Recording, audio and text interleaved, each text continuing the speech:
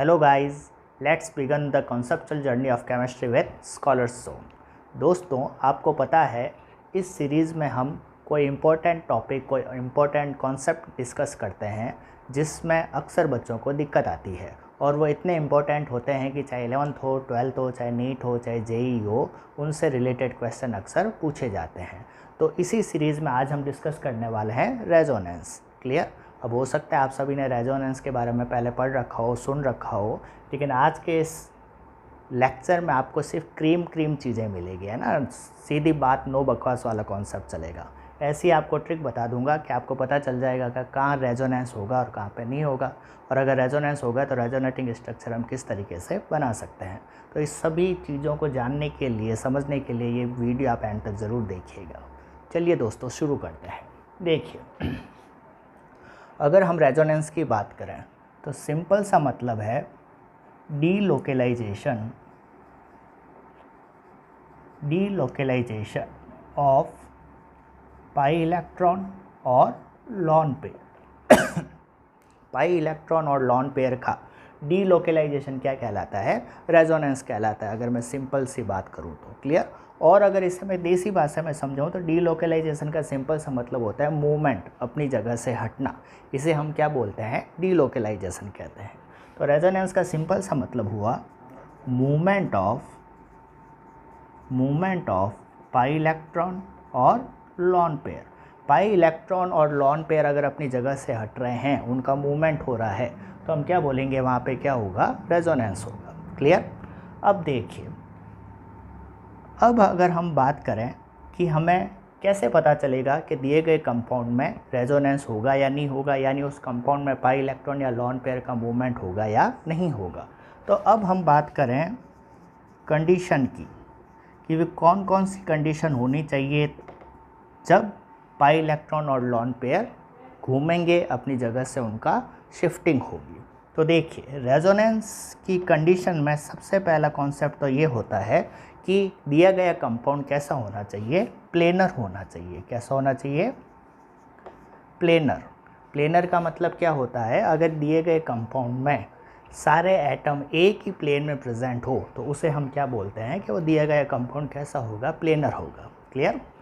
अब इसकी भी एक ट्रिक बता देता हूँ कि हमें कैसे पता चलेगा कि दिया गया कंपाउंड प्लेनर है या नहीं।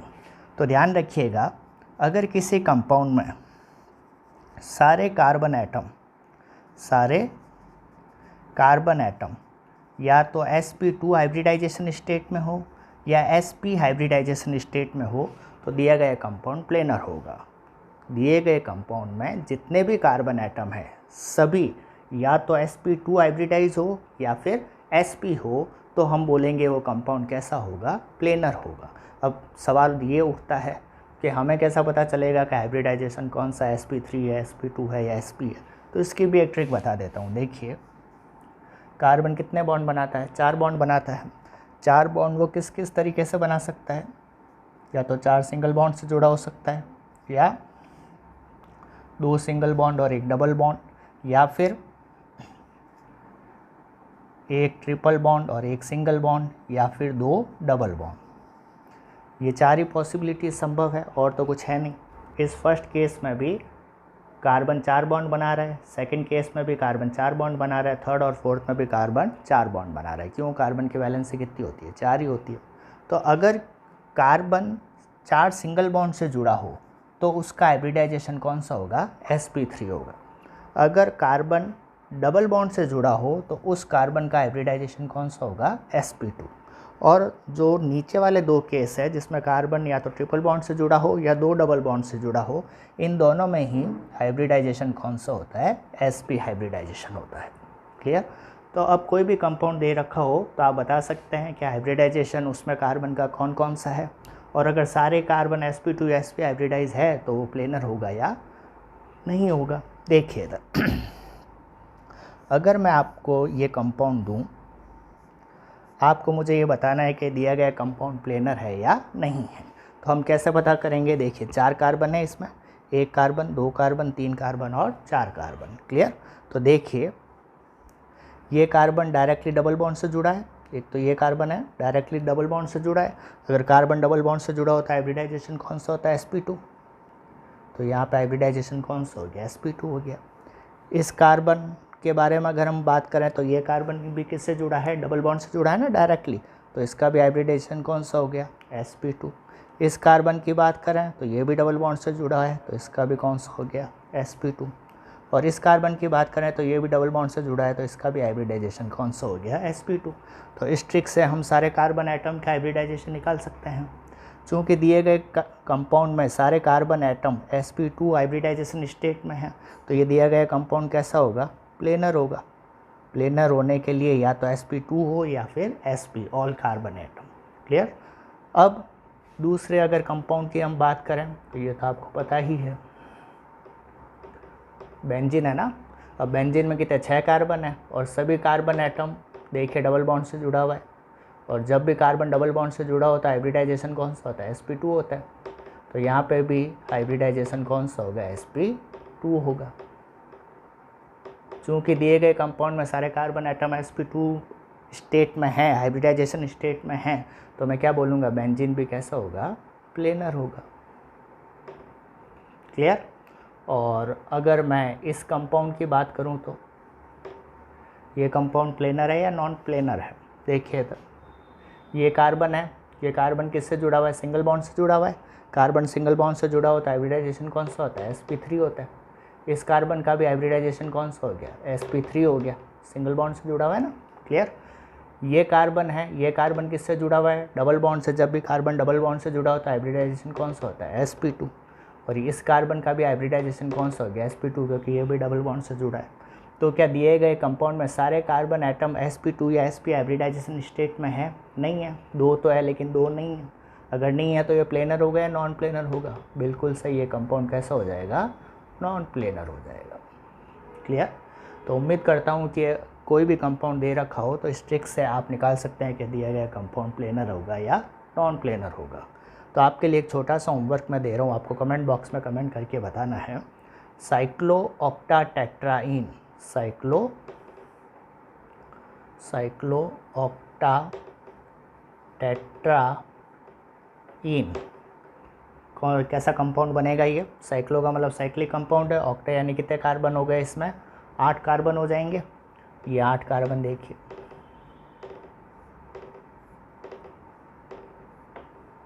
हो गए 8 कार्बन हो गए, 1 2 3 4 5 6 7 8 कार्बन हो गए, साइक्लिक हो गया। टेट्राईन, टेट्रा का मतलब होता है 4, इन का मतलब डबल बॉन्ड, तो 4 डबल बॉन्ड अपने को बनाना पड़ेगा। ये 4 डबल बॉन्ड हो गए। ये कंपाउंड का नाम क्या हो गया, साइक्लोऑक्टाटेट्राईन। तो अब आप मुझको ये बताना है कि जो साइक्लोऑक्टाटेट्राईन कंपाउंड है, ये कंपाउंड प्लेनर होगा या नॉन प्लेनर होगा, ये आपको मुझे कमेंट बॉक्स में कमेंट करके बताना है। क्लियर। तो अभी तक हम क्या देख चुके हैं कि रेजोनेंस के लिए पहली कंडीशन, पहली शर्त क्या होनी चाहिए कि दिया गया कंपाउंड कैसा होना चाहिए, प्लेनर होना चाहिए। सारे एटम्स एक ही प्लेन में होने चाहिए। और प्लेनर होगा या नहीं होगा वो हम कैसे पता करेंगे, उसकी ट्रिक भी मैंने आपको बता दी है। क्लियर। अब देखिए, अब अगर मैं बात करूं सेकंड कंडीशन की, तो देखिए इसका आप स्क्रीनशॉट ले लीजिए पहले। अब देखिए, अगर मैं बात करूं सेकंड कंडीशन की, तो सेकंड कंडीशन क्या होनी चाहिए कि उस कंपाउंड में कॉन्जुगेशन होना चाहिए। क्या होना चाहिए, कॉन्जुगेशन। क्या मतलब होता है कॉन्जुगेशन का, देखिए अभी उस कंपाउंड में क्या होना चाहिए, conjugation. B condition, second condition. देखिए, कॉन्जुगेशन का सिंपल सा मतलब है किन्हीं दो के बीच में एक सिंगल बॉन्ड आना। ये देसी भाषा में अगर मैं बोलूँ तो ये मतलब होता है। कैसे, देखिएगा, दिए गए कंपाउंड में कॉन्जुगेशन होना चाहिए। किस किस के बीच में हो सकता है, या तो 2 डबल बॉन्ड के बीच में कॉन्जुगेशन होना चाहिए, या double bond and negative charge के बीच में कॉन्जुगेशन होना चाहिए, या फिर double bond and lone pair के बीच में कॉन्जुगेशन होना चाहिए, या फिर double bond and positive charge के बीच में कॉन्जुगेशन होना चाहिए, या फिर double bond and free radical free radical यानी ऑड इलेक्ट्रॉन अगर प्रेजेंट हो, फ्री रेडिकल डॉट से उसको रिप्रेजेंट करते हैं, इसके बीच में कॉन्जुगेशन होना चाहिए। क्लियर?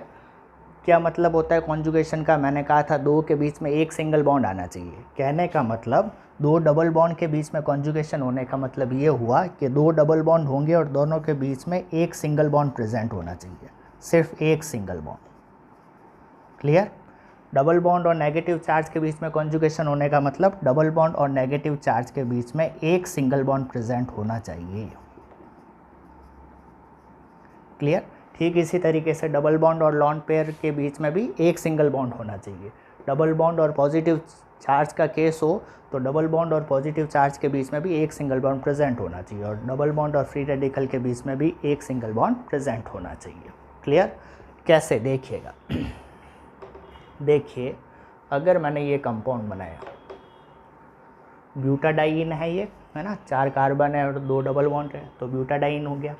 अब देखिए सबसे पहले तो ये देखिए पहली कंडीशन क्या थी? प्लेनर थी। फर्स्ट कंडीशन तो क्या थी? प्लेनर। और प्लेनर क्या होता है ये सब हम डिस्कस कर चुके हैं, है ना। देखिएगा ये प्लेनर हो गया या नहीं। ये कार्बन क्या हो गया? sp2 डबल बॉन्ड से जुड़ा हुआ है ना, ये कार्बन भी डबल बॉन्ड से डायरेक्टली जुड़ा हुआ है तो sp2, ये कार्बन भी डबल बॉन्ड से डायरेक्टली जुड़ा है तो sp2, ये कार्बन भी डबल बॉन्ड से डायरेक्टली जुड़ा है तो sp2। तो दिए गए कंपाउंड में सारे carbon atom sp2 hybridisation state में, तो दिखती बात है ये प्लेनर तो होगा ही होगा। क्लियर? अब अगर हम बात करें कि इसमें कॉन्जुगेशन प्रेजेंट है या नहीं, तो सबसे पहले मुझे ये बताइए, इस कंपाउंड को देखिए और आप बताइए इनमें से कौन सा केस यहाँ पे प्रेजेंट है। देखिए 2 डबल बॉन्ड दिख रहे हैं ना आपको, तो 2 डबल बॉन्ड वाला केस है यहाँ पे। ठीक है, 2 डबल बॉन्ड तो अपने को दिख गए। अब कॉन्जुगेशन होने के लिए क्या होना चाहिए? इन दोनों डबल बॉन्ड के बीच में एक सिंगल बॉन्ड प्रेजेंट होना चाहिए। क्या यहाँ पे ऐसा कुछ है? देखिए 2 डबल बॉन्ड है, उसके बीच में एक सिंगल बॉन्ड प्रेजेंट है या नहीं है? तो हम क्या बोलेंगे यहाँ पे? कॉन्जुगेशन प्रेजेंट है। कॉन्जुगेशन किस किस के बीच में प्रेजेंट है? 2 डबल बॉन्ड के बीच में कॉन्जुगेशन प्रेजेंट है। क्लियर? तो सिंपल सा आपको तो ये ध्यान रखना है, ये वाला केस होना चाहिए। और सबके बीच में अगर 2 डबल बॉन्ड की बात करें तो इनके बीच में एक सिंगल बॉन्ड होना चाहिए। डबल बॉन्ड लॉन पेयर की बात करें तो उसके बीच में भी एक सिंगल बॉन्ड होना चाहिए। एक सिंगल बॉन्ड प्रेजेंट होना चाहिए, बस सिंपल। अब इससे ईजी ट्रिक और क्या होगी बताओ? क्लियर? फॉर एग्जाम्पल देखिए अगर मैंने आपको ये कंपाउंड दिया,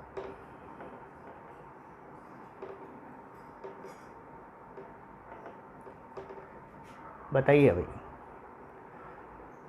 क्या ये प्लेनर है? सबसे पहले तो ये बताइए। फर्स्ट वाला केस तो प्लेनर भी था और इसमें कॉन्जुगेशन भी प्रेजेंट था। इस केस में बताइए पहले तो ये प्लेनर होगा या नहीं होगा? सबसे पहले तो ये देखिए, तो अगर मैं प्लेनर की बात करूं तो हाइब्रिडाइजेशन चेक करना पड़ेगा। इस कार्बन का हाइब्रिडाइजेशन कौन सा हुआ? sp2। इस कार्बन का भी हाइब्रिडाइजेशन कौन सा हुआ? sp2, डबल बॉन्ड से जुड़ा हुआ है ना। इस कार्बन की अगर बात करूं तो ये तो सिंगल बॉन्ड से जुड़ा हुआ है। सिंगल बॉन्ड से जुड़ा हो तो कौन सा होता है? sp3। ठीक है, इस कार्बन की बात करूं तो ये डबल बॉन्ड से जुड़ा है तो sp2। इस कार्बन की बात करूं तो डबल बॉन्ड से जुड़ा है तो sp2। तो आप मुझे ये बताइए क्या दिए गए कंपाउंड में सारे कार्बन sp2 हाइब्रिडाइजेशन स्टेट में है या नहीं है? सारे कहाँ हैं? sp2 sp2 sp2 sp2 पर एक sp3 भी तो आ गया। और चाहे एक भी sp3 हाइब्रिडाइज कार्बन अगर आ गया तो सिस्टम कैसा हो जाएगा? नॉन प्लेनर हो जाएगा। कैसा हो जाएगा? ये नॉन प्लेनर हो जाएगा। क्या ये बात समझ में आई कि नहीं आई? क्लियर? अब देखिए, अब अगर मैं बात करूं कॉन्जुगेशन की कि यहाँ पे कॉन्जुगेशन प्रेजेंट है या नहीं है, तो देखिए केस किसका है? डबल बॉन्ड का ही है ना। 2 डबल बॉन्ड। अब कॉन्जुगेशन होने के लिए दोनों डबल बॉन्ड के बीच में कितने सिंगल बॉन्ड होना चाहिए? एक सिंगल बॉन्ड होना चाहिए।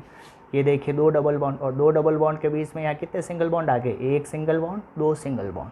2 डबल बॉन्ड के बीच में कितने सिंगल बॉन्ड आ गए? इस केस में 2 सिंगल बॉन्ड आ गए। तो यहाँ पे कॉन्जुगेशन प्रेजेंट होगा? नहीं होगा। क्लियर? तो ये सेकंड एग्जांपल ना तो प्लेनर है और ना ही इसमें कॉन्जुगेशन प्रेजेंट है। कॉन्जुगेशन के लिए 2 के बीच में एक सिंगल बॉन्ड आना चाहिए। क्लियर? तो अगर सिस्टम प्लेनर हो और उसके अंदर कॉन्जुगेशन प्रेजेंट हो, इनमें से कोई भी केस हो, तो दिया गया कंपाउंड में रेजोनेंस होगा। क्या आपकी ये बात समझ में आई या नहीं आई? क्लियर? तो हमने ये देख लिया कि क्या क्या कंडीशन होनी चाहिए फॉर रेजोनेंस। ठीक है, अब देखिएगा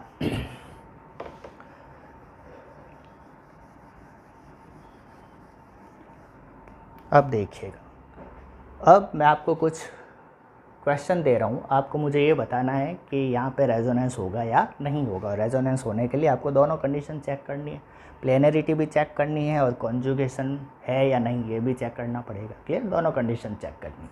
देखिएगा,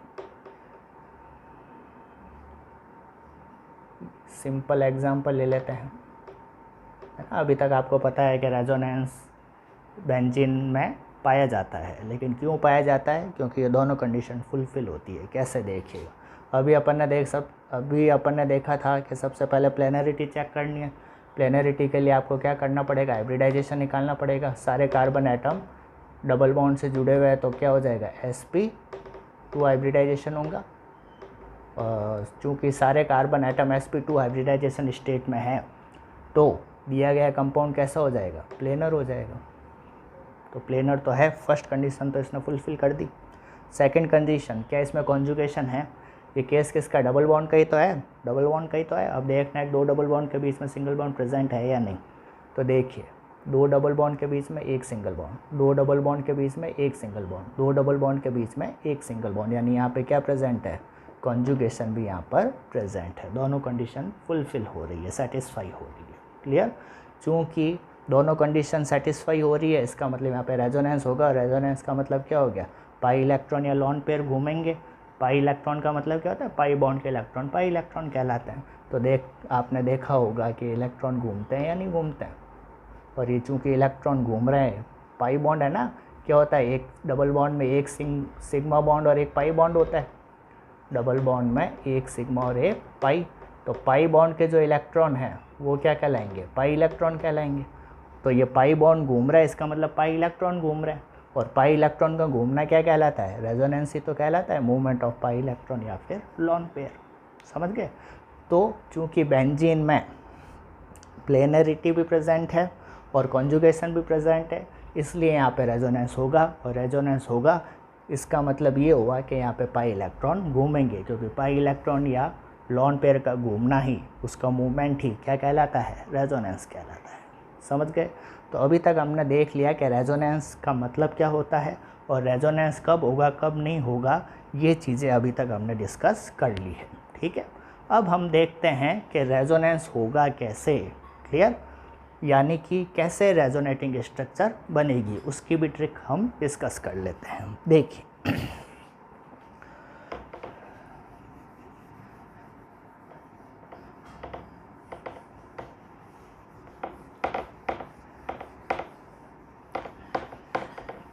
देखिएगा,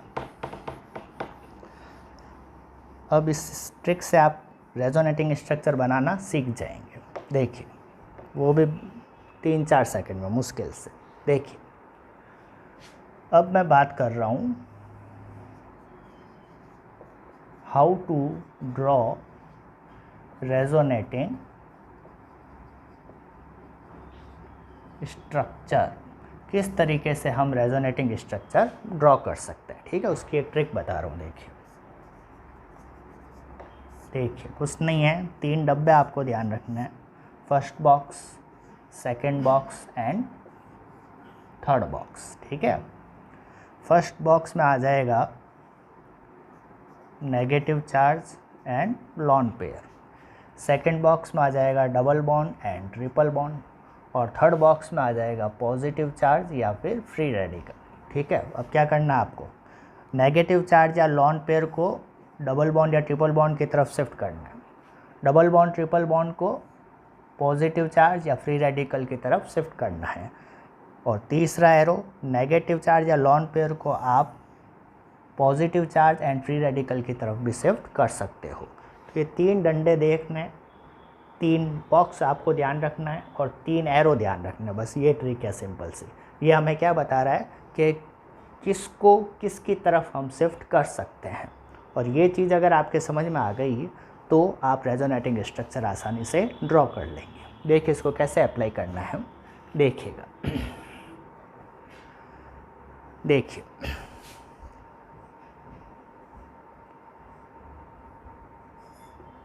ये कोई कंपाउंड दे रखा है। ठीक है, अब देखिए इसमें रेजोनेंस होगा या नहीं, पहले तो ये बताइए। रेजोनेंस होगा या नहीं, उसके लिए तो क्या चेक करना है? प्लेनरिटी चेक करनी है और दूसरा कॉन्जुगेशन चेक करना है, उससे तो ये पता चलेगा होगा या नहीं होगा। कैसे होगा, कैसे रेजोनेटिंग स्ट्रक्चर बनेगी, वो इस ट्रिक से पता चलेगा। ठीक है, तो देखिए ये केस किसका है, डबल बॉन्ड और नेगेटिव चार्ज का है, और डबल बॉन्ड और नेगेटिव चार्ज के बीच में एक सिंगल बॉन्ड आ गया ना, यानी यहाँ कॉन्जुगेशन प्रेजेंट है, यानी यहाँ पे रेजोनेंस होगा। अब कैसे होगा, तो देखिए केस किसका है, डबल बॉन्ड और नेगेटिव चार्ज का ही तो है, डबल बॉन्ड और नेगेटिव चार्ज। तो देखिए डबल बॉन्ड कहाँ पे है, यहाँ पे ये रहा, नेगेटिव चार्ज कहाँ है, ये रहा। तो क्या करना है अपने को, ट्रिक के हिसाब से नेगेटिव चार्ज को किसकी तरफ शिफ्ट करना है, डबल बॉन्ड की तरफ शिफ्ट करना है ना। तो देखिए नेगेटिव चार्ज ये रहा डबल बॉन्ड, नेगेटिव चार्ज को किसकी तरफ शिफ्ट करना है, डबल बॉन्ड की तरफ। तो इसको शिफ्ट करेंगे इस तरीके से, क्लियर। और जैसे ही ये इस तरफ आएगा, ये बॉन्ड की तरफ खिसक जाएगा इस कार्बन की तरफ, क्लियर। अब कैसे स्ट्रक्चर बन गई देखना, देखो कार्बन के ऊपर नेगेटिव चार्ज का मतलब लॉन पेयर है, ठीक है। अब दो बॉन्ड, या अगर मैं बोलूँ, ये चीज़ ध्यान रखिएगा, एक बॉन्ड हमेशा दो इलेक्ट्रॉन से मिलकर बना होता है, या मैं बोलूँ दो इलेक्ट्रॉन मिलकर एक बॉन्ड बना देता है, ठीक है, ये ध्यान रखिएगा। तो देखिए जैसे ही ये दो इलेक्ट्रॉन इधर आए तो यहाँ पे एक बॉन्ड बन जाएगा, ठीक है। और जैसे ही ये बॉन्ड इस कार्बन की तरफ शिफ्ट हुआ, तो एक बॉन्ड का मतलब दो इलेक्ट्रॉन है ना, जैसे ये इलेक्ट्रॉन इस तरफ शिफ्ट हुए तो इस कार्बन पर इलेक्ट्रॉन का एक्सेस हो जाएगा, और इलेक्ट्रॉन का एक्सेस होता है इसके ऊपर कौन सा चार्ज आ जाएगा, नेगेटिव चार्ज आ जाएगा, सिंपल। ये दो रेजोनेटिंग स्ट्रक्चर बन गई। रेजोनेटिंग स्ट्रक्चर को डबल हेडेड एरो के, रेजोनेटिंग स्ट्रक्चर को डबल हेडेड एरो से रिप्रेजेंट किया जाता है, ठीक है, दोनों के बीच में। या और भी अगर रेजोनेटिंग स्ट्रक्चर बनती है तो हर रेजोनेटिंग स्ट्रक्चर के बीच में डबल हेडेड एरो बनाया जाता है, और उसको इस तरीके से ब्रैकेट में बंद कर दो, सिंपल, क्लियर। तो क्या ध्यान रखना है, पहली चीज़ तो कि एक बॉन्ड बराबर दो इलेक्ट्रॉन, या मैं बोलूँ दो इलेक्ट्रॉन मिलकर एक बॉन्ड बना सकते हैं, ठीक है। और ये चीज़ तो आपको पता ही होगी क्या, कि जब किसी एटम पर इलेक्ट्रॉन का एक्सेस हो जाता है तो उसके ऊपर कौन सा चार्ज आ जाता है, नेगेटिव चार्ज। ये इलेक्ट्रॉन मिले ना इस कार्बन को, तो यहाँ पे कौन सा चार्ज आ गया, नेगेटिव चार्ज आ गया, क्लियर। तो समझ गए ये ट्रिक कैसे अप्लाई करनी है। अब देखिएगा, अगर मैंने कंपाउंड दिया आपको ये वाला, अब बताइए सबसे पहले तो कि रेजोनेंस होगा या नहीं होगा। ये केस किसका, डबल बॉन्ड और पॉजिटिव चार्ज का है, और डबल बॉन्ड और पॉजिटिव चार्ज के बीच में एक सिंगल बॉन्ड आ रहा है यानी रेजोनेंस होगा। अब कैसे होगा, तो देखिए डबल बॉन्ड और पॉजिटिव चार्ज है ना, ये रहा डबल बॉन्ड, ये रहा पॉजिटिव चार्ज। डबल बॉन्ड को किसकी तरफ शिफ्ट करना है, पॉजिटिव चार्ज की तरफ शिफ्ट करना है। तो देखो डबल बॉन्ड को मैं पॉजिटिव चार्ज की तरफ शिफ्ट कर रहा हूँ, किया। जैसे ही शिफ्ट किया तो ये वाला बॉन्ड इधर आ गया। अब इस वाले कार्बन से इलेक्ट्रॉन दूर हो रहे हैं, बॉन्ड टूट रहा है इस कार्बन से, इसका मतलब बॉन्ड इस कार्बन से टूट रहा है, यानी इस कार्बन पर इलेक्ट्रॉन की कमी हो रही है। तो इलेक्ट्रॉन की जब कमी होती है, इलेक्ट्रॉन की जब कमी होती है तो उसके ऊपर कौन सा चार्ज आता है, पॉजिटिव चार्ज आता है, क्लियर। तो देखिएगा इस कार्बन से ये इलेक्ट्रॉन दूर हो रहा है ना। अब देखो ये कार्बन है और ये भी कार्बन है, ये बॉन्ड ऐसे था, अब ये बॉन्ड कैसे हो रहा है, इस तरीके से हो रहा है। तो इस कार्बन पे तो कोई भी फ़र्क नहीं पड़ा, ये पहले भी डबल बॉन्ड से जुड़ा हुआ और अभी भी ये डबल बॉन्ड से जुड़ा हुआ, इस पर कोई फ़र्क नहीं पड़ा। फ़र्क किसके पड़ा, इसके, इस कार्बन, ये जो कार्बन है नीचे वाला, ये पहले डबल बॉन्ड से जुड़ा था, अब किससे जुड़ा हुआ है, सिंगल बॉन्ड से जुड़ा हुआ है। तो ये कॉन्सेप्ट ये भी ध्यान रख लो कि जब भी कोई बॉन्ड टूटेगा तो उसके ऊपर हमेशा कौन सा चार्ज आ जाएगा, पॉजिटिव चार्ज आएगा, उसके ऊपर हमेशा कौन सा चार्ज आएगा, पॉजिटिव चार्ज आएगा।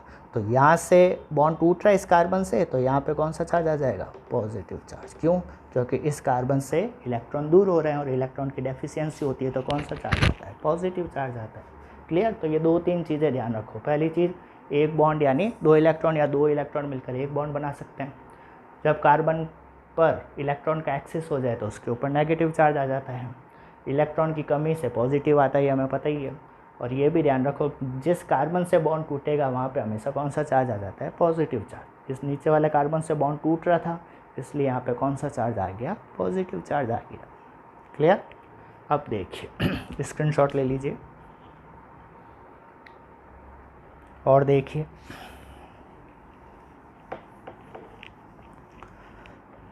देखिएगा अगर मैं बात करूं,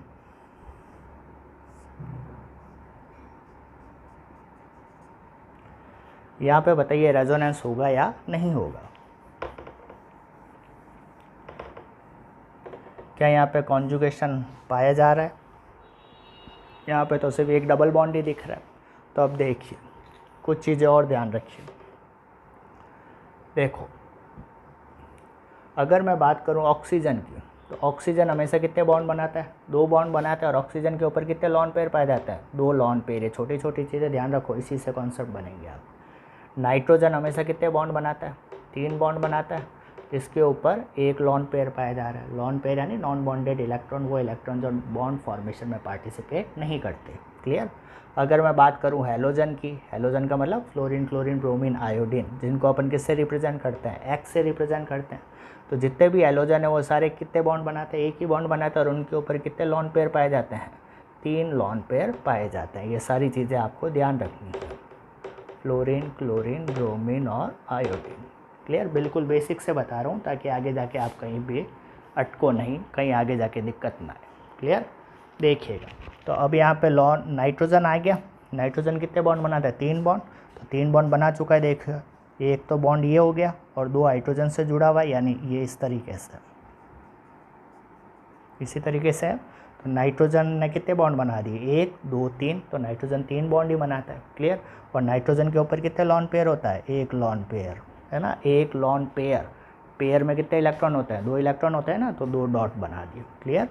तो एक्चुअल में ये क्या हो गया? NH2, जिसमें नाइट्रोजन के ऊपर 1 लॉन पेयर प्रेजेंट है ना। तो अगर एग्ज़ाम में लॉन पेयर बना हो नहीं बना हो, आपको खुद को ध्यान रखना है कि अच्छा ये नाइट्रोजन है, 3 बॉन्ड बनाता है और 1 लॉन पेयर है, तो यानी नाइट्रोजन के ऊपर 1 लॉन पेयर प्रेजेंट है। ये चीज़ें ध्यान रखनी है आपको। क्लियर? अब देखो, अब देखिए कॉन्जुगेशन होगा या नहीं होगा। केस किसका है? डबल बॉन्ड और लॉन पेयर का है। डबल बॉन्ड और लॉन पेयर के बीच में एक सिंगल बॉन्ड आ गया, यानी यहाँ पे कॉन्जुगेशन प्रेजेंट है, तो रेजोनेंस होगा। अब कैसे होगा, कैसे होगा के लिए डब्बे आपको ध्यान रखना है। किसका केस है? लॉन पेयर और डबल बॉन्ड का।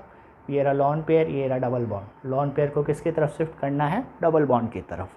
तो इस लॉन पेयर को किसकी तरफ शिफ्ट करेंगे? डबल बॉन्ड की तरफ। लॉन पेयर को डबल बॉन्ड की तरफ शिफ्ट किया। जैसे ही आया इधर, अब ये बॉन्ड कहाँ चला जाएगा? इस कार्बन के पास। क्लियर? तो क्या स्ट्रक्चर बनेगी? देखिए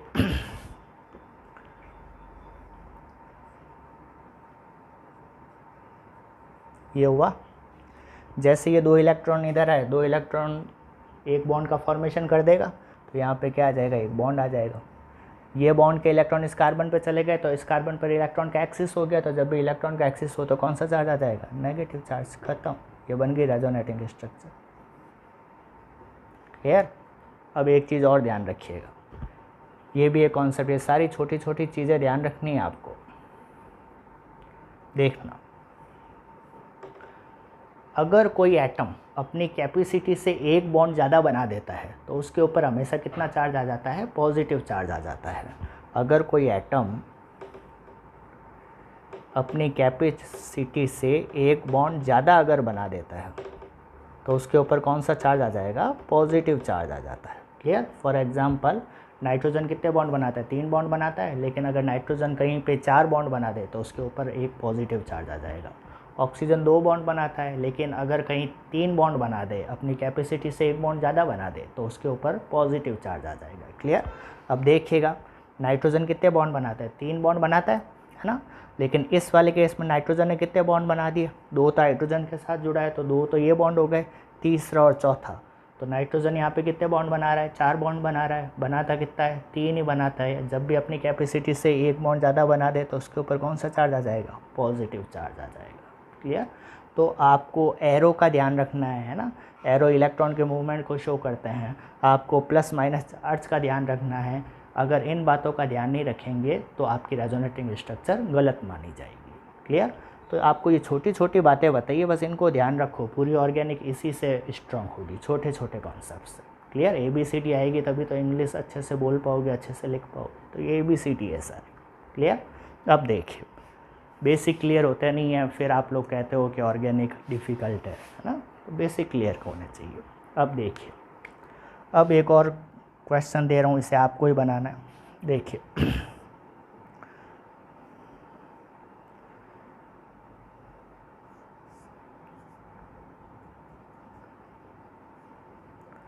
बताओ भाई, होगा या नहीं होगा? सबसे पहले तो ये बताइए। क्या यहाँ रेजोनेंस होगा या नहीं होगा, इसके लिए अपने को कॉन्जुगेशन देखना पड़ेगा। कॉन्जुगेशन के लिए अपने को पता है कि ऑक्सीजन 2 बॉन्ड बनाता है और ऑक्सीजन के ऊपर कितने लॉन पेयर पाए जाता है, 2 लॉन पेयर पाए जाते हैं। क्लियर।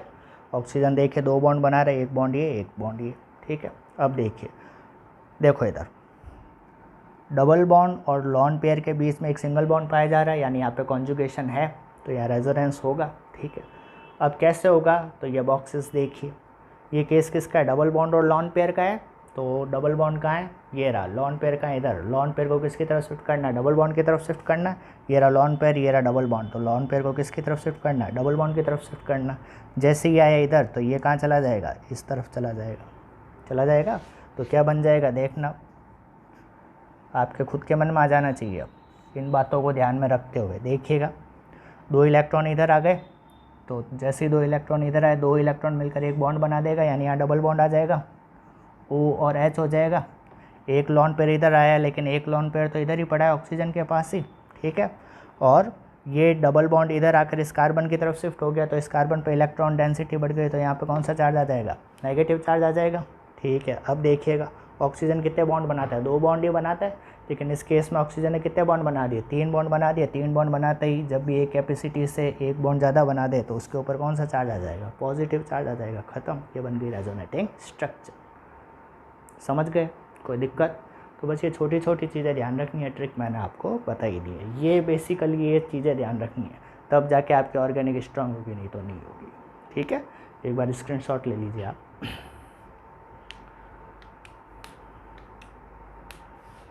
अब देखिए, अब कुछ और एग्जाम्पल लेते हैं, ठीक है। और जैसे कि ये क्लोरोबेंजीन हो गया, बेंजल्डिहाइड हो गया, बेंजोइक एसिड हो गया, है ना, इन सब की आपको बनानी आनी चाहिए, तो आप खुद ही बना दोगे इस ट्रिक के हिसाब से, देखिएगा।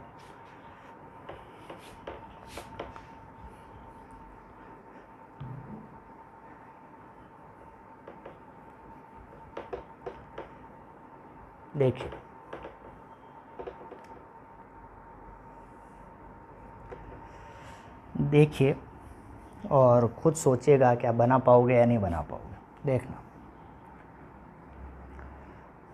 अगर मैंने बात करी क्लोरोबेंजीन की, ये Cl क्या होता है, हेलोजन, और हेलोजन एक बॉन्ड बनाता है, और उसके ऊपर कितने लॉन पेयर होते हैं, 3 लॉन पेयर। तो बनाओ, पहले बन गया। अब अपने को देखना है कि यहाँ पे रेजोनेंस होगा या नहीं होगा। देखिए, डबल बॉन्ड और लॉन पेयर के बीच में एक सिंगल बॉन्ड आ रहा है, यानी रेजोनेंस होगा। कैसे होगा, ये डब्बे बताएंगे। केस किसका है, लॉन पेयर और डबल बॉन्ड का है ना, तो लॉन पेयर का है, ये रहा, डबल बॉन्ड का है, ये रहा। तो लॉन पेयर को किसकी तरफ शिफ्ट करोगे, डबल बॉन्ड की तरफ। लॉन पेयर को किसकी तरफ शिफ्ट करोगे, डबल बॉन्ड की तरफ, ठीक है। देखिए, तो जैसे ही लॉन पेयर, ये रहा लॉन पेयर, ये रहा डबल बॉन्ड, तो ये आएगा इधर, तो ये कहाँ चला जाएगा, इधर। बात समझ में आई। तो क्या हो जाएगा, अब देखना, सारी चीज़ें वही है। ऐसे बेंजीन जैसे स्ट्रक्चर आ जाए, बेंजीन डेरिवेटिव आ जाए, तो उनकी हमेशा 5 रेजोनेटिंग स्ट्रक्चर बनती है ना, हमेशा ध्यान रखना। तो 5 डब्बे पहले ही बना दो आप, 2 3 4 और 5। ये जो फर्स्ट ओरिजिनल कंपाउंड होता है, ओरिजिनल मॉलिक्यूल होता है फर्स्ट, इसको भी रेजोनेटिंग स्ट्रक्चर में शामिल करता है ना। यानी कि आपसे पूछे कितनी रेजोनेटिंग स्ट्रक्चर बनी, तो 1 2 3 4 5 रेजोनेटिंग स्ट्रक्चर बनती है ना। ऐसे नहीं आप इस कंपाउंड को गिनो ही नहीं और 1 2 3 4 ऐसे कर दो, ऐसे नहीं, इसको भी शामिल करना है, ठीक है। अब देखिएगा, तो जैसे ही लॉन पेयर को डबल बॉन्ड की तरफ शिफ्ट किया, तो ये आया इधर, तो ये वाला बॉन्ड इस तरफ चला जाएगा।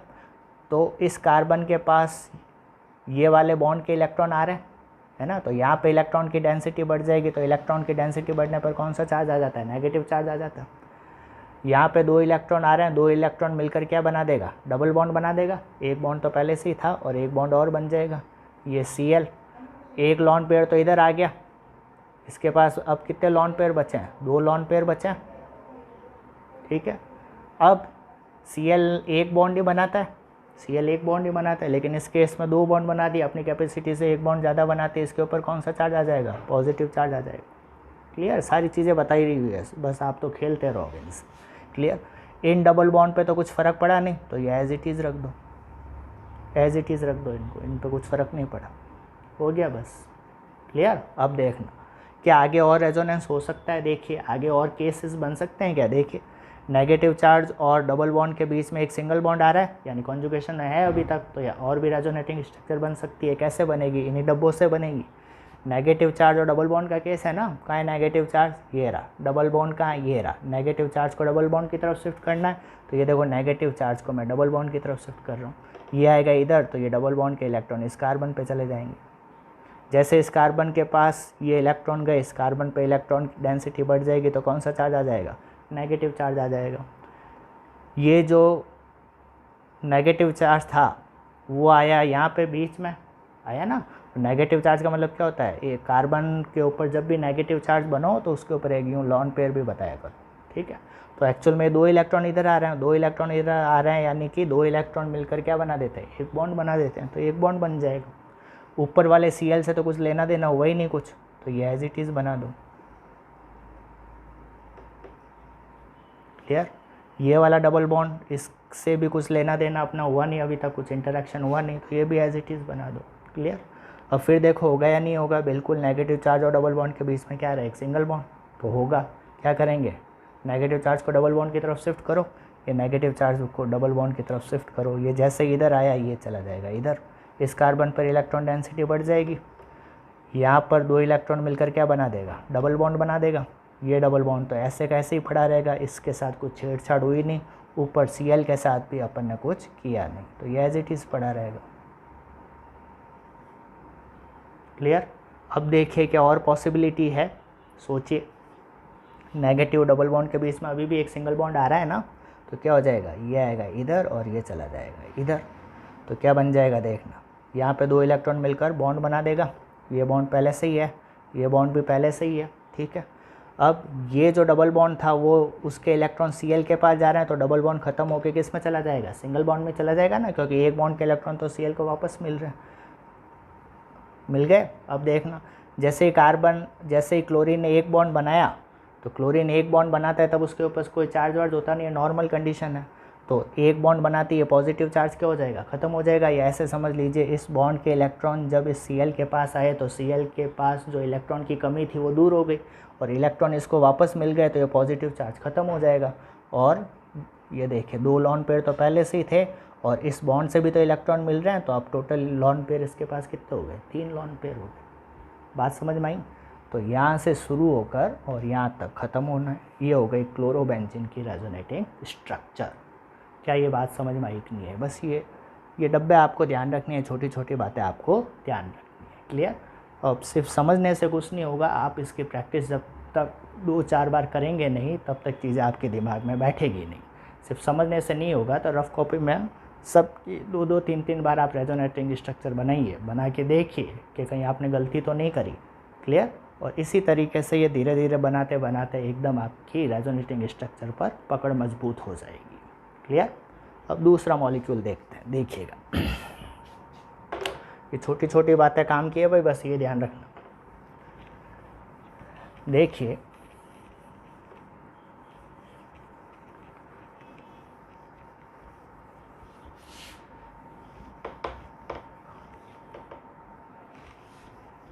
अगर मैं बात करूं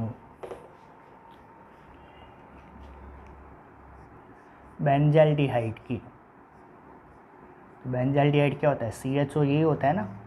क्लियर। अब इसकी रेजोनेटिंग स्ट्रक्चर बनानी है तो CHO को खोल कर लिखिए, इसकी स्ट्रक्चर इस तरीके से हो जाएगी। देखिए CHO ही है ना, तो रेजोनेटिंग स्ट्रक्चर जब भी बनानी हो तो स्ट्रक्चर को खोल के लिखा करो, नहीं तो रेजोनेटिंग स्ट्रक्चर बनेगी नहीं। ठीक है। अब क्या होगा देखना, देखो भाई होगा या नहीं होगा रेजोनेंस, क्या कॉन्जुगेशन प्रेजेंट है, बिल्कुल प्रेजेंट है। 2 डबल बॉन्ड के बीच में एक सिंगल बॉन्ड पाया जा रहा है, तो यानी कॉन्जुगेशन प्रेजेंट है। अब कैसे होगा, तो देखिए जनरल कॉन्सेप्ट लगाइए। आपको पता है कार्बन और ऑक्सीजन में से इलेक्ट्रोनेगेटिविटी किसकी ज़्यादा होती है, ऑक्सीजन की ज़्यादा होती है। इलेक्ट्रोनेगेटिविटी ऑक्सीजन की ज़्यादा होती है कार्बन से, तो बॉन्ड के इलेक्ट्रॉन कौन खींचेगा अपनी तरफ, ऑक्सीजन खींचेगा। तो बॉन्ड के इलेक्ट्रॉन किसकी तरफ शिफ्ट हो गए, ऑक्सीजन की तरफ शिफ्ट हो गए। जैसे ही ऑक्सीजन की तरफ शिफ्ट हुए तो ऑक्सीजन के ऊपर इलेक्ट्रॉन डेंसिटी बढ़ जाएगी, तो ऑक्सीजन के ऊपर कौन सा चार्ज आ जाएगा, नेगेटिव चार्ज। इधर कार्बन से इलेक्ट्रॉन दूर हो रहे हैं तो कार्बन पर इलेक्ट्रॉन की डेफिशिएंसी हो गई, तो कार्बन पर कौन सा चार्ज आ जाएगा, पॉजिटिव चार्ज आ जाएगा। यही हुआ।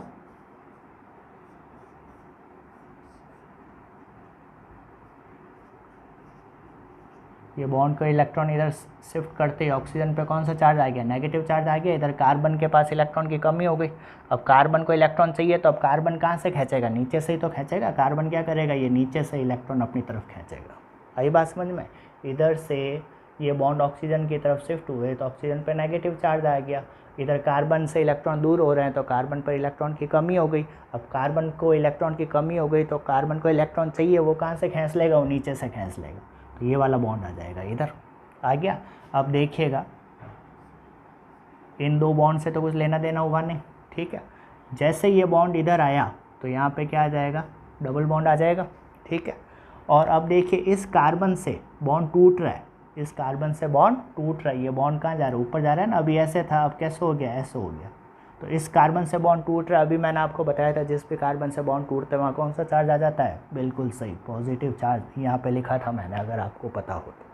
क्लियर, बस हो गया, खेल ख़त्म। अब देखिए खेलते रहना, अब करना क्या है। मैंने कहा था जब भी बेंजीन या इट्स डेरिवेटिव, बेंजीन के डेरिवेटिव की या सब्स्टिट्यूटेड बेंजीन की, बेंजीन के ऊपर कोई भी ग्रुप लगा हो ना तो उसको सब्स्टिट्यूटेड बेंजीन बोलते हैं, ठीक है। तो सब्स्टिट्यूटेड बेंजीन में हमेशा कितनी रेजोनेटिंग स्ट्रक्चर बनती है, 5। तो 5 पहले ही बना देते हैं अपन, 3 4 और ये 5, ठीक है। अब देखिएगा, अब और देखिए कि आगे रेजोनेटिंग स्ट्रक्चर कैसे बनेगी। देखिए अब केस किसका है, डबल बॉन्ड और पॉजिटिव का है। डबल बॉन्ड और पॉजिटिव चार्ज के बीच में एक सिंगल बॉन्ड आ रहा है, यानी कॉन्जुगेशन होगा। अब कैसे होगा, तो देखो ये केस किसका, डबल बॉन्ड और पॉजिटिव का है। ये रहा डबल बॉन्ड, ये रहा पॉजिटिव। डबल बॉन्ड को किसकी तरफ शिफ्ट करना, पॉजिटिव की तरफ शिफ्ट करना। तो डबल बॉन्ड को शिफ्ट कर दो पॉजिटिव की तरफ। जैसे ये गया, ये बॉन्ड डबल बॉन्ड देखो ऐसा था, अब ये डबल बॉन्ड कैसे हो गया, ऐसे हो गया। तो यहाँ पे क्या आ जाएगा, डबल बॉन्ड आ जाएगा। ये बॉन्ड के इलेक्ट्रॉन इधर गए तो 2 इलेक्ट्रॉन मिलकर क्या बना देते हैं, एक बॉन्ड बना देते हैं। इस कार्बन से बॉन्ड टूट रहा है, पहले ये ऐसे था, अब ये ऐसे। तो इस कार्बन से बॉन्ड टूट रहा है ना, तो जहाँ से बॉन्ड टूटता है वहाँ कौन सा चार्ज आ जाता है, पॉजिटिव चार्ज आ जाता है। क्लियर, इससे कुछ छेड़छाड़ अपन ने की नहीं, ऊपर वाले से भी कोई छेड़छाड़ अपन ने की नहीं, तो एज इट इज़ पड़े रहने दो, ठीक है। अब वापस देखो, दो के बीच में क्या आ रहा है, एक सिंगल बॉन्ड आ रहा है, तो कॉन्जुगेशन है, यानी अभी भी रेजोनेटिंग स्ट्रक्चर और भी बनेगी, रेजोनेंस होगा। डबल बॉन्ड को किसकी तरफ शिफ्ट करना है, पॉजिटिव चार्ज की तरफ। तो डबल बॉन्ड को शिफ्ट कर दो पॉजिटिव चार्ज की तरफ। इधर डबल बॉन्ड आ जाएगा, एक बॉन्ड और आ जाएगा, ये आ गया। इस कार्बन से बॉन्ड टूट रहा है तो यहाँ पे कौन सा चार्ज आ जाएगा, पॉजिटिव चार्ज आ जाएगा। इस डबल बॉन्ड को अपन ने छेड़ा नहीं, ऊपर वाले को भी अभी तक अपन ने छेड़ा नहीं, एज इट इज़ लिख दो। क्लियर, अब क्या हो जाएगा, वापस देखिए, डबल बॉन्ड और पॉजिटिव के बीच में एक सिंगल बॉन्ड आ रहा है, यानी अभी भी पॉसिबिलिटी है। तो क्या होगा, डबल बॉन्ड को किसकी तरफ शिफ्ट करना है, डबल बॉन्ड को शिफ्ट करना है पॉजिटिव की तरफ। तो डबल बॉन्ड को शिफ्ट कर दो पॉजिटिव की तरफ, कर दिया। अब इधर देखें, जैसे इधर शिफ्ट किया तो यहाँ पे कौन सा चार्ज आ जाएगा, यहाँ पे आ जाएगा डबल बॉन्ड। यहाँ पे 2 डबल बॉन्ड को अपन ने छेड़ा नहीं, एज इट इज़ रख दो, ठीक है। ये वाला बॉन्ड इधर आया तो अब यहाँ पे क्या हो गया, सिंगल बॉन्ड, ये हुआ था ना। और इस कार्बन के ऊपर कौन सा चार्ज आया था, पॉजिटिव चार्ज आया था, क्योंकि इस कार्बन से बॉन्ड टूट रहा है। देखो कार्बन से बॉन्ड टूट रहा है तो कौन सा चार्ज आ जाता है, पॉजिटिव चार्ज आ जाता है। अब एक चीज़ और ध्यान रखो, देखो A+ और B-, इनके बीच में जब भी बॉन्ड बनेगा तो ये इनके ऊपर जो चार्ज होता है वो ख़त्म हो जाता है। प्लस और माइनस के बीच में अट्रैक्शन होता है, ये आपको पता ही है। तो A+ और B- के बीच में जब भी बॉन्ड का फॉर्मेशन होगा, तो बॉन्ड का फॉर्मेशन तो होगा ही, क्योंकि प्लस और माइनस है, प्लस माइनस के बीच में हमेशा अट्रैक्शन होता है, अपोजिट चार्ज के बीच में हमेशा अट्रैक्शन होता है। तो जैसे ही बॉन्ड बना, बॉन्ड बनते ही ये चार्ज खत्म हो जाता है भाई, बॉन्ड बनते ही ये चार्ज खत्म हो जाता है। तो देखिए C+O-, प्लस माइनस के बीच में क्या होता है, बॉन्ड बन गया, ये बॉन्ड बन गया, और बॉन्ड बनते ही चार्ज क्या हो जाता है, ख़त्म हो जाता है। ये भी एक कॉन्सेप्ट है, इसको भी लिख लेना उसमें। तो ये क्या बन गई, रेजोनेटिंग स्ट्रक्चर ऑफ बेंजल्डिहाइड। क्या बन गई, रेजोनेटिंग स्ट्रक्चर ऑफ बेंजल्डिहाइड। और ये क्या था, रेजोनेटिंग स्ट्रक्चर ऑफ क्लोरोबेंजीन, इनके कॉमन नेम भी ध्यान रखा करो, ठीक है, नाम ध्यान रखा करो। देखिए तो ये वाला कॉन्सेप्ट समझ में आया, या आप इसको ऐसे भी कर सकते हो, देखना ये नेगेटिव चार्ज आया इधर, ये इधर आया तो ये डबल बॉन्ड आ गया इधर, जैसे ही डबल बॉन्ड इधर आया तो इधर डबल बॉन्ड आ गया, इधर सिंगल बॉन्ड आ गया। ये नेगेटिव चार्ज यानी कि इलेक्ट्रॉन मिलकर यहाँ पे क्या बना देगा, एक बॉन्ड और बना देगा, ये डबल बॉन्ड आ गया, कैसे भी समझ लो। क्लियर? तो ये हो गई रेजोनेटिंग स्ट्रक्चर क्लोरोबेंजीन की और बेंजल्डिहाइड की, ठीक है। दोनों अलग अलग नेचर है, दोनों का नेचर अलग अलग है, ठीक है। अब देखिए, अब इन्हीं एग्जाम्पल से मैं आपको बता देता हूँ कि बाकी की रेजोनेटिंग स्ट्रक्चर यानी बाकी के जो कंपाउंड है, जैसे फिनॉल हुआ, एनिसॉल हुआ, बेंजोइक एसिड हो गया, है ना, इनकी रेजोनेटिंग स्ट्रक्चर आप किस तरीके से बना सकते हो। देखिए अब ट्रिक बता रहा हूँ ये ट्रिक तो काम में लानी है, एक रेजोनेटिंग स्ट्रक्चर बनेगी कैसे, ये बॉक्स वाली। अब देखिएगा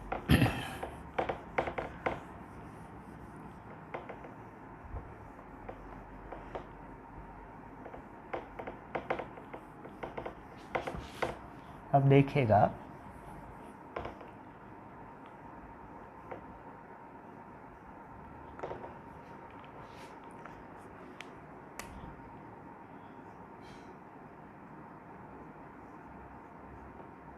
देखो इधर इस क्लोरोबेंजीन वाले रेजोनेटिंग स्ट्रक्चर को ध्यान में देखिए।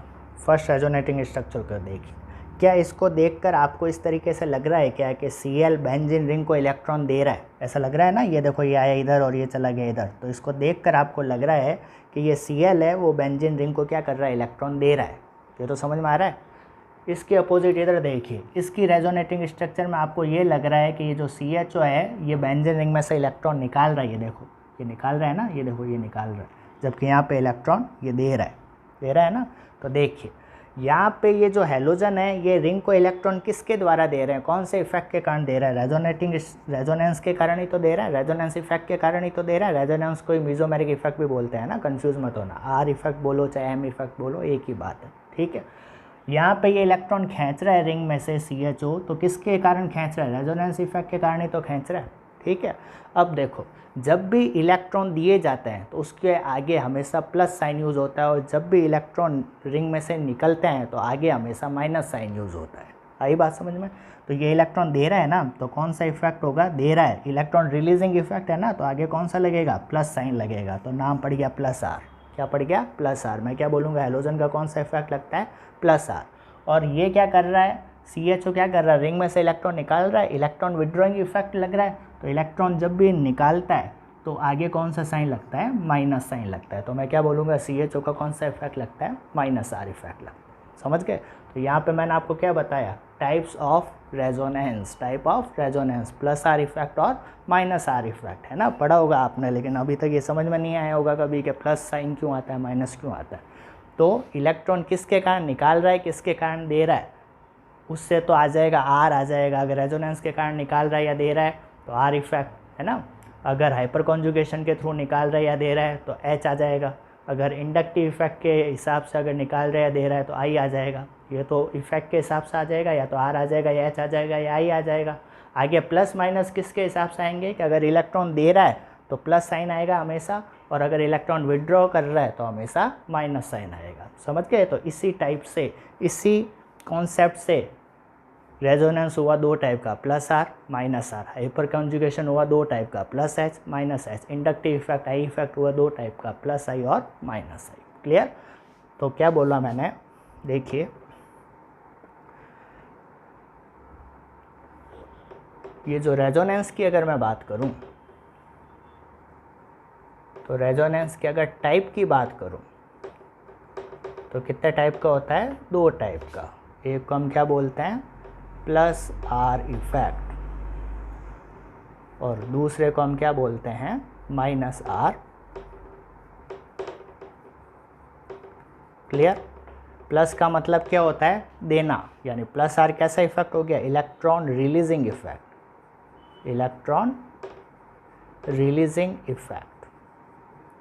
और माइनस, माइनस साइन कब आएगा, जब रिंग में से इलेक्ट्रॉन निकालता है, विड्रॉ करता है। तो ये हो गया electron withdrawing, electron withdrawing effect. ये बात आपके समझ में आई कि नहीं आई? क्लियर? प्लस आर वाले ग्रुप जो भी होंगे, यानी वो ग्रुप जो प्लस आर शो करते हैं वो हमेशा बेंजीन रिंग को इलेक्ट्रॉन देंगे, और वो ग्रुप जो माइनस आर इफेक्ट शो करते हैं वो हमेशा बेंजीन में से इलेक्ट्रॉन खींचेंगे। समझ में आ गई बात? अब सवाल उठता है कि हमें कैसे पता चलेगा कि कौन सा group plus are effect show करेगा और कौन सा group minus are effect show करेगा। तो इसकी भी एक ट्रिक बताता हूँ, ध्यान रखिएगा। देखना इधर,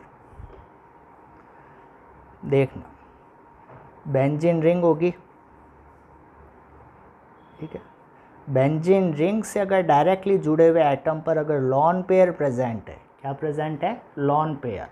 बेंजीन रिंग से डायरेक्टली जुड़े एटम पर अगर लॉन पेयर प्रेजेंट है तो उसका हमेशा कौन सा इफेक्ट लगेगा? प्लस आर इफेक्ट लगेगा। उसका हमेशा कौन सा इफेक्ट लगेगा? Plus R. देखिए, बेंजीन रिंग से डायरेक्टली हेलोजन जुड़ा हुआ था और हेलोजन पर लॉन पेयर होता है, तो बेंजीन रिंग से डायरेक्टली जुड़े एटम पर लॉन पेयर प्रेजेंट है ना, तो कौन सा इफेक्ट लगेगा? प्लस आर इफेक्ट लगा। समझ गए? तो Z बराबर क्या क्या हो सकता है? देखना, Z बराबर क्या क्या हो सकता है? Z बराबर हो सकता है हेलोजन, क्योंकि हेलोजन के ऊपर क्या होता है? लॉन पेयर होता है। और Z क्या हो सकता है? Z बराबर हो सकता है OH, यानी फिनॉल। फिनॉल में भी अपने को पता है ना, देखो ऑक्सीजन 2 बॉन्ड बनाते हैं और 2 लॉन पेयर पाए जाते हैं। तो देखो डायरेक्टली जुड़े हुए एटम पर लॉन पेयर प्रेजेंट है, तो OH का भी कौन सा इफेक्ट लगेगा? प्लस आर इफेक्ट लगेगा। ठीक है। और कौन सा इफेक्ट, और कौन सा हो सकता है ग्रुप? OR, ईथर हो गया ना, OR, ROR ईथर है ये। ठीक है। R की जगह CH3 हो जाता है, यानी बेंजीन से OCH3 जुड़ा होता है तो उसको एनिसोल बोलते हैं ना। ये बोर्ड में पूछ लिया जाता है, एनिसोल की रेजोनेटिंग स्ट्रक्चर बताओ, डायरेक्ट क्वेश्चन आता है। तो देखिए यहाँ पे भी तो ऑक्सीजन जुड़ा हुआ है रिंग्स, और रिंग ऑक्सीजन के ऊपर कितने लॉन पेयर होते हैं? 2 लॉन पेयर होते हैं। अगर 2 लॉन पेयर है, यानी बेंजीन रिंग से डायरेक्टली जुड़े एटम पर अगर लॉन पेयर अगर प्रेजेंट है, तो उनका कौन सा इफेक्ट लगेगा? Plus are effect. सब क्या करेंगे? रिंग को इलेक्ट्रॉन देंगे, रिंग को इलेक्ट्रॉन देंगे। क्या ये बात समझ में आई कि नहीं आई? क्लियर? और क्या हो सकता है? देखिएगा, अगर मैं बात करूँ NH2 एनिलीन की, थोड़ा अच्छा बनाओ भाई। अगर मैं बात करूं एनिलीन, एनिलीन क्या होता है? बेंजीन के ऊपर NH2, तो रिंग से डायरेक्टली जुड़ा हुआ है नाइट्रोजन, और नाइट्रोजन के ऊपर एक लॉन पेयर प्रेजेंट होता है, नहीं होता है? सारी चीज़ें बता चुका हूं मैं। तो ये भी क्या करेगा? प्लस आर इफेक्ट के थ्रू क्या करेगा? रिंग को इलेक्ट्रॉन प्रोवाइड करवाएगा। समझ गए? तो प्लस आर इफेक्ट कब लगेगा? प्लस आर इफेक्ट तब लगेगा जब बेंजीन से डायरेक्टली जुड़ा हुए एटम पर लॉन पेयर प्रेजेंट हो। और ऐसे कौन कौन से ग्रुप होते हैं? ऐसा ग्रुप होता है हेलोजन, ऐसा ग्रुप होता है OH, ऐसा ग्रुप होता है OR, ऐसा ग्रुप होता है NH2। क्या ये बात आपके समझ में आई या नहीं आई? तो क्या बोलूँगा मैं? इन सभी का, किन सभी का? हेलोजन का, OH का, OR का, NH2 का, इन सब का कौन सा इफेक्ट लगेगा? प्लस आर इफेक्ट लगेगा। रटने की ज़रूरत ही नहीं है। डायरेक्टली जुड़ा हुआ एटम पर अगर लॉन पेयर प्रेजेंट है तो प्लस आर इफेक्ट शो करेंगे। और इन सभी के रेजोनेटिंग स्ट्रक्चर, इन सभी की रेजोनेटिंग स्ट्रक्चर एक जैसी होगी, इसी तरीके की बनेगी। आप बना के देख लीजिएगा। बात समझ में आई या नहीं आई? तो प्लस आर इफेक्ट जो भी होता है ना, इन सब की रेजोनेटिंग स्ट्रक्चर एक तरीके की बनती है, और जो माइनस आर इफेक्ट जो शो करते हैं उन सब की रेजोनेटिंग स्ट्रक्चर एक ही तरीके की बनेगी। क्या ये बात समझ में आई या नहीं आई? क्लियर? देखिए अब देखना, अब अगर मैं बात करूं माइनस आर इफेक्ट की, किसकी बात करूं? Minus R. तो देखिएगा, इसकी भी ट्रिक बता देता हूं कि कौन सा group minus are effect show करेंगे। देखिएगा, ये तो हटा दूं यहाँ से, स्क्रीनशॉट ले लो भाई एक बार। ये सब प्लस आर इफेक्ट शो करते हैं, और सारे प्लस आर इफेक्ट वालों की रेजोनेटिंग स्ट्रक्चर इसी टाइप की बनेगी, एक जैसी बनती है। ठीक है। अब देखिए, अब अगर मैं बात करूं माइनस आर की,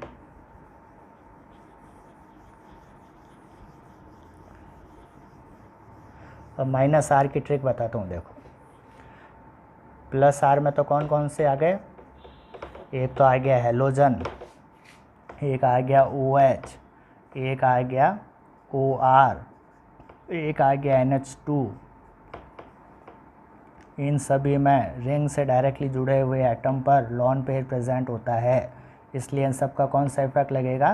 प्लस आर इफेक्ट लगेगा। जिनकी रेजोनेटिंग स्ट्रक्चर इसी टाइप की बनेगी, रेजोनेटिंग स्ट्रक्चर इसी टाइप की बनेगी। कैसे देखिए बता देता हूँ मैं, देखना अगर यहाँ पे Cl की जगह अगर OH होता है, क्या होता OH, Cl की जगह अगर होता OH तो देखिएगा क्या होता OH है।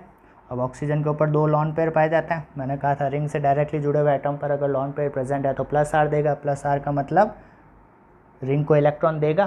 तो देखिए कैसे सेम वही क्लोरोबेंजीन वाली रेजोनेटिंग स्ट्रक्चर ही बनेगी। देखिए क्या होगा, ऑक्सीजन है, ऑक्सीजन के ऊपर लॉन पेयर है और इधर डबल बॉन्ड है, लॉन पेयर और डबल बॉन्ड के बीच में एक सिंगल बॉन्ड आ रहा है यानी कॉन्जुगेशन हो रहा है, कॉन्जुगेशन होगा यानी रेजोनेंस होगा यहाँ पे। अब कैसे होगा उसके लिए वो डब्बे अपने को ध्यान रखना है, उन डब्बों के मुताबिक क्या होता है, लॉन पेयर को डबल बॉन्ड की तरफ शिफ्ट करना है।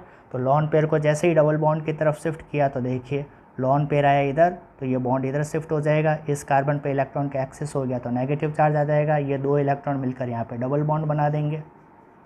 क्लियर। और ऑक्सीजन ने यहाँ पे कितने बॉन्ड बना दिए, 3 बॉन्ड बना दिए ना। यहाँ पे ऑक्सीजन 2 बॉन्ड ही बनाता है लेकिन यहाँ पे कितने बॉन्ड बना दिए, 1 2 3। जब भी 3 बॉन्ड बनाता है यानी अपनी कैपेसिटी से 1 बॉन्ड ज़्यादा बना दिया तो ऑक्सीजन के ऊपर कौन सा चार्ज आ जाएगा, पॉजिटिव चार्ज आ जाएगा। तो ये वाली रेजोनेटिंग स्ट्रक्चर बन गई। अब इसमें वापस वही चीज़ें जो अभी तक अपन करते आए हैं, क्या करते हैं, नेगेटिव चार्ज डबल बॉन्ड के बीच में सिंगल बॉन्ड, नेगेटिव चार्ज को डबल बॉन्ड की तरफ शिफ्ट करोगे तो ये रेजोनेटिंग स्ट्रक्चर अपने आप बनती चलेगी। अब यहाँ पे Cl की जगह क्या करना है आपको, OH, खत्म। देखिए सारी चीज़ें वही है,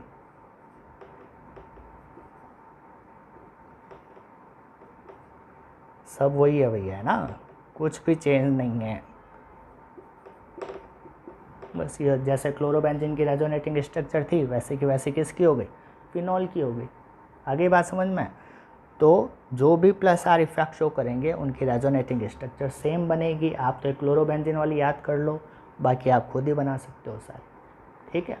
अब हम बात कर रहे थे -R इफेक्ट की, किसकी बात कर रहे थे, -R। इसकी क्या ट्रिक है देखना, इसकी क्या ट्रिक है, बेंजीन होगी, बेंजीन से ये वाली स्ट्रक्चर जुड़ी होगी X डबल बॉन्ड Y, क्या जुड़ा होगा, X डबल बॉन्ड Y, जहाँ पर Y की इलेक्ट्रोनेगेटिविटी, Y की इलेक्ट्रोनेगेटिविटी X से क्या होगी, ज़्यादा होगी।